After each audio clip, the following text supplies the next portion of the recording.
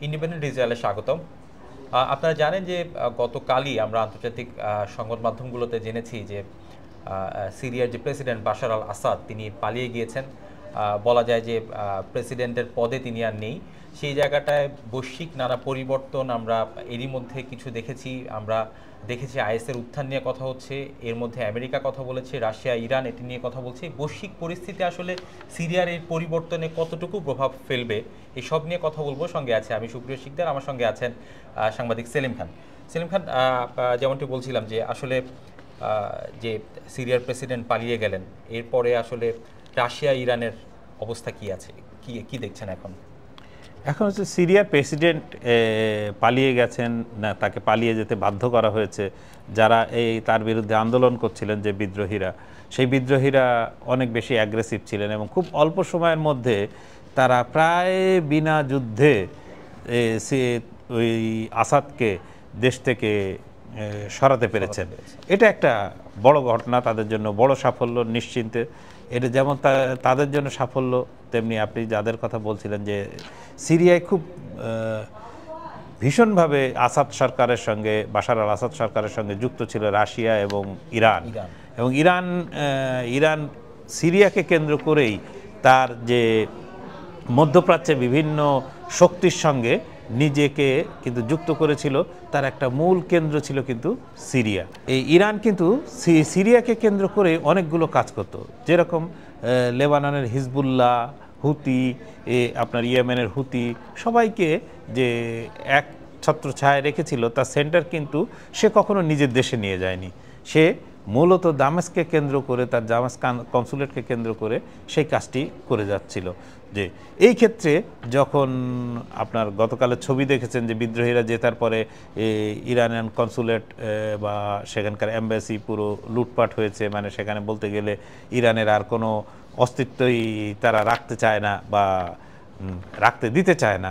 এক্ষেত্রে যারা বিদ্রোহী বা এই বাশার আল আসাদের বিরুদ্ধে আন্দোলন করেছে, এরা কিন্তু সুন্নি হিসাবেই পরিচিত এবং তাদের একটা রাগ কিন্তু শিয়াদের উপরে আছে। এবং বাশার আল আসাদ যে জনগোষ্ঠীর অন্তর্ভুক্ত, তিনি কিন্তু একটি শিয়া জনগোষ্ঠী এবং খুব ক্ষুদ্র, যে সিরিয়ার খুব ক্ষুদ্র কিন্তু প্রভাবশালী একটি শিয়া জনগোষ্ঠীর প্রতিনিধিত্ব করতেন। ফলে পুরো রাগটাই শেষ পর্যন্ত গিয়ে এই বিদ্রোহীদের পড়েছে হচ্ছে যে শিয়াদের উপরে। ফলে ইরান ক্ষতিগ্রস্ত, নিঃসন্দেহে ইরান ক্ষতিগ্রস্ত। রাশিয়া তার স্ট্র্যাটেজিক্যাল পয়েন্টে সেখানে অনেকটাই আপনার যুক্ত ছিল। রাশিয়ার আর্মি ছিল, রাশিয়ার বিশেষত বিমান বাহিনী ছিল, এবং বিমান বাহিনী থেকে নিয়মিত এই বিদ্রোহীদের উপরে বাশার আল আসাদকে রক্ষার জন্য কিন্তু এই আসাদের যারা মানে বিপক্ষ, তাদের উপরে কিন্তু রাশিয়ান বিমান বাহিনী কিন্তু নিয়মিত বোমাবর্ষণ করত। এরপরেও তারা রক্ষা করতে পারল না। ফলে দুটো দেশ ধাক্কা খেয়েছে, এই বিষয়ে কোনো সন্দেহ নেই। মোটা দাগে যদি হিসাব করা হয় যে সিরিয়ার এই পরিবর্তনের ফলে ইরান কি আসলে বিপদে পড়েছে? বিপদে পড়লে আসলে এখন কি করবে ইরান? হ্যাঁ, ইরান তো আপনার শুরুতেই বলছিলাম যে ইরান নিশ্চিতভাবেই তার কাছে এটা একটা শক। আচ্ছা, যে হঠাৎ ধাক্কা, যে এই ধাক্কা কিন্তু ইরানের পররাষ্ট্রমন্ত্রী কিন্তু মানে স্বীকারই করেছেন যে এটা তাদের কাছে একটা অভাবিত ঘটনা, যে এই ঘটনায় তারা মানে অনেকটা হতভম্ব মেরে গেছেন যে বাশার আল আসাদ এত সহজে মানে তার পরাজয় স্বীকার করে নেবেন, এইটা আসলে খুব মানে কঠিন একটা তাদের কাছ থেকে মেনে নেওয়া এখনও পর্যন্ত। কারণ যেভাবে তারা পুরো মধ্যপ্রাচ্যের বিষয়টাকে সাজিয়েছিলেন, ইসরায়েলের এগেনস্টে যেভাবে পুরো জিনিসটা চালাচ্ছিলেন, তার জন্য একটা বড় শক। কিন্তু ইরান কিন্তু এর জন্য নিজে ইতিমধ্যে প্রস্তুতি শুরু করেছে। আমরা যেগুলো আন্তর্জাতিক গণমাধ্যমে খবর পাচ্ছি, ইরান ইতিমধ্যে রাশিয়ার সঙ্গে, তারা রাশিয়া, চীন এদের সঙ্গে যোগাযোগ শুরু করেছে। প্লাস একটু আগে যেটা বললাম, যে বলা হচ্ছে যে ইরান পারমাণবিক বোমার অধিকারী হতে চলেছে।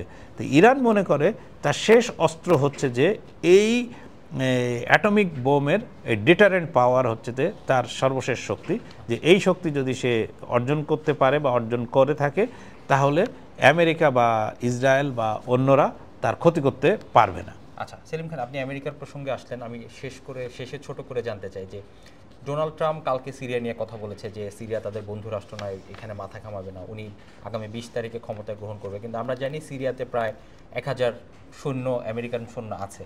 তো এর মধ্যে এই যে সিরিয়ার পরিবর্তনটা, এটা আমেরিকার জন্য কতটা সুখকর হবে? প্রথমে আগে আমরা ট্রাম্পের বিষয়ে আসি। আপনি যদি ট্রাম্প আগামী 20 জানুয়ারি, এখনও প্রায় 40 দিনের মতো, 40 দিন বা তার বেশি এই সময় আছে হাতে, তো এই সময়কালের মধ্যে ট্রাম্প কিন্তু তার প্রেসিডেন্সি কি হবে তিনি কিন্তু অত্যন্ত মানে সক্রিয় এই বিষয়ে, তার দ্বিতীয় পরিকল্পিতভাবে যাতে তিনি এগোতে পারেন, সক্রিয়, এবং সবাই তার ডাকে কিন্তু সাড়া দিচ্ছে।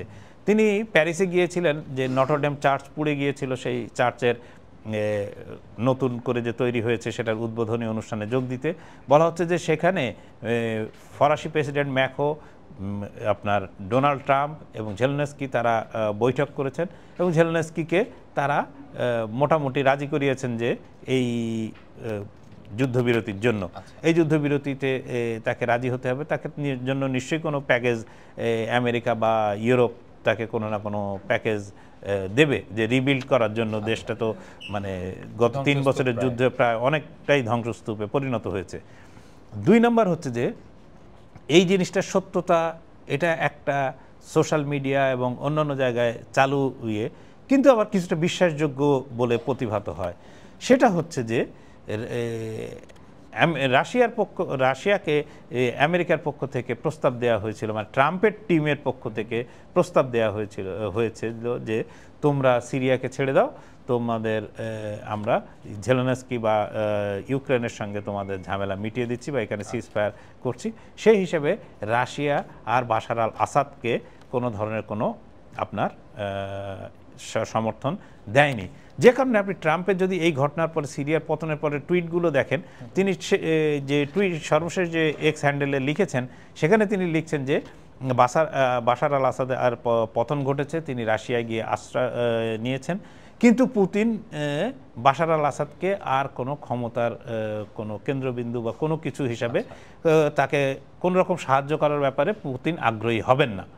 তা একজন ব্যক্তি যিনি আগামী দিনে মার্কিন প্রেসিডেন্ট হতে যাচ্ছেন, তিনি কতটা কনফিডেন্ট হলে এই ধরনের কথা বলতে পারেন যে পুতিন আর ইয়েকে কোনো সাহায্য করবেন না, পলাতক বাশার আল আসাদকে কোনো ধরনের কোনো সাহায্য করবেন না।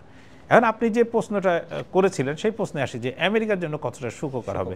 যে আসলে এই যে বিদ্রোহ, এই বিদ্রোহের নেতৃত্ব দিয়েছে কে? এই বিদ্রোহের নেতৃত্ব যারা দিয়েছে তাদের বলা হচ্ছে সেই সংগঠনের নাম HTS বা হায়াত তাহরির আল শাম, ঠিক আছে? এদের নেতার নাম হচ্ছে আবু মোহাম্মদ আল জোলানি। এই যে জোলানি, এই আবু মোহাম্মদ আল জোলানি, ইনি এর সঙ্গে কিন্তু আপনার আল কায়দা এবং ISIS এর সঙ্গে একটা যুক্ততা আছে, মানে ছিল, এখনো আছে কিনা সেটা, কিন্তু দেখা যাচ্ছে যে কিছুদিন আগে মানে আমেরিকানরা যে তার পেছনে শক্তভাবে দাঁড়িয়েছিল বা ইসরায়েলও যে দাঁড়িয়েছে তার প্রমাণ কিন্তু ইতিমধ্যে ইসরায়েলের বিভিন্ন পত্রপত্রিকা, আমেরিকার ওয়াশিংটন পোস্ট সহ বিভিন্ন নামি দামি পত্রিকায় কিন্তু এই খবর এসছে যে এদের এই যে HTS, এই HTS এর পক্ষে অস্ত্র সরবরাহ থেকে শুরু করে সব কিছু কিন্তু ইসরায়েল এবং এর পক্ষ থেকে, আমেরিকার পক্ষ থেকে করা হয়েছে।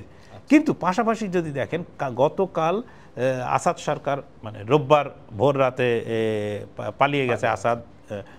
এখন সেই জায়গায় জয়ের পরপর যে উৎফুল্ল, তার পাশাপাশি কিন্তু 2টি ঘটনা ঘটেছে।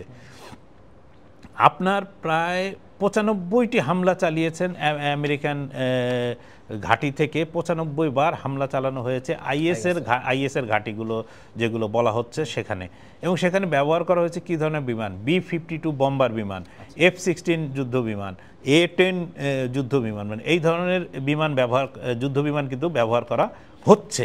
এই আমেরিকা কিন্তু আর প্রতিক্রিয়া দেখানোর ব্যাপারে কিন্তু খুবই কষাস। দ্বিতীয় যে ঘটনাটি ঘটেছে সেটি হচ্ছে যে ইসরায়েলি সেনা কিন্তু ইতিমধ্যে আপনার সিরিয়ার সীমান্ত অতিক্রম করে কিন্তু ঢুকে পড়েছে।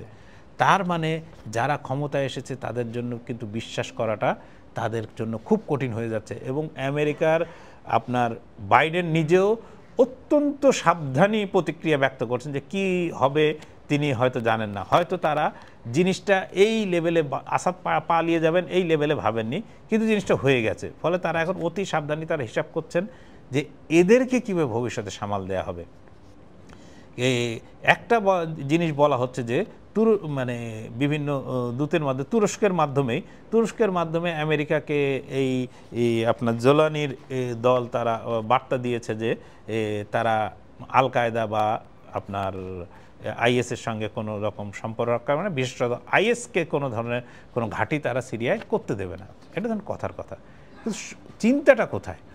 আপনি যদি উদাহরণ হিসেবে শুধু দেখেন যে ইরাক, লিবিয়া, তারপর হচ্ছে আফগানিস্তান, এইসব জায়গায় কিন্তু আমেরিকা গিয়েছিল গণতন্ত্র প্রতিষ্ঠান নামে, কিন্তু প্রতিটি জায়গায় কিন্তু ফেলিওর হয়েছে। আপনি আফগানিস্তানে আমেরিকা গিয়েছিল যে সেখানে তালেবান এবং তালেবান যেহেতু আল কায়দাকে মদদ দিত বলে অভিযোগ ছিল, সেই আল কায়দাকে ধ্বংস করার জন্য কিন্তু আপনার আফগানিস্তানে গিয়েছিল। 20-21 বছর থাকার পর সেই তালেবানের হাতে দেশটিকে ছেড়ে দিয়ে তারা চলে আসছে। এখন ধরেন এই যে এইচটিএস এরা বিপুল পরিমাণ অস্ত্র নিয়ে ঢুকেছে, এদেরকে কিন্তু বাশার আল আসাদ বাহিনী কোনো বাধা দেয়নি। এরপরে এরা যখন রাষ্ট্র ক্ষমতা দখল করছে তখন তার হাতে কি আছে? তার হাতে বিপুল পরিমাণ মানে রাষ্ট্রীয় বাহিনী, একটা বড় বাহিনী আছে। তার হাতে রাষ্ট্রীয় বিভিন্ন অস্ত্রশস্ত্র যেগুলো আসাদ সরকার কিনেছিল বা ইয়ে করেছিল সেগুলো তার কাছে থাকছে। ফলে এইগুলো যে সে অপব্যবহার করবে না, এইগুলো যে অন্যের বিরুদ্ধে ব্যবহার করবে না, এইগুলো যে ইসরায়েলের বিরুদ্ধে ব্যবহার করবে না, এইগুলো যে আমেরিকান শক্তির বিরুদ্ধে ব্যবহার করবে না, এর গ্যারান্টি কিন্তু দেওয়া খুব কঠিন।